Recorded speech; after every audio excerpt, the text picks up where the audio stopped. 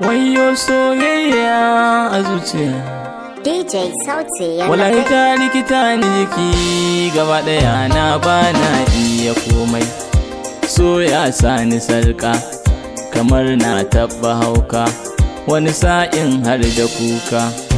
Duk sanadi na so na zamo kullum a cikin kadaici, ba na iya bacci, ban iya cin abinci, kullum a cikin kadaici. Kaɗan labari zani baku ne ni da masoyiyata, mun shaku da ni da ita, komi zan sai da ita, na taimaki rayuwarta. Duk safiya in na tashi ni ke kai ta a makaranta, a fuska ba mugunta, ina ta famar yabanta, guri na mallakarta.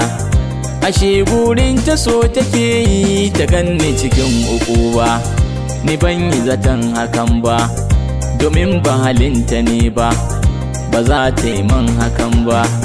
Kusan so ba kike faɗin shi, zuciya ke aje shi, ni kauna ɗau da kwanshi, na gaza in aje shi, jiki na yayi laushi.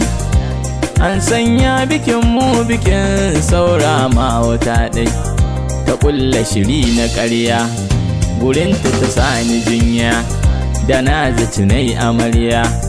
Kwatsam wata ranar juma'a ne shiri zan je wajenta, sai na ji kira wayata, Aisha ce ƙawarta, muka gaisa ni da ita, sai na ji alamu Aisha tana kuka da idaniyarta. Ni kaunai tambayarta, menene ya same ta, faɗa mini yar uwata. Ta ce mini yaudara aka ma ni ban yi zato ba, Zainab ta kira ni, ta ce ta samu wani zai dora ta tsani, dan yayi mata alƙawali in sun yi aure za su ce Saudiya. Hakan ya sani kyarma, na ce sai na gaya ma, bana so kai ta fama.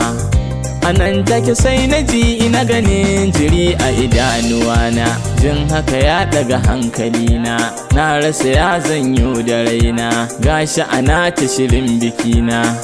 A waƙa ta biyu za ku ji ni koya ta kasance.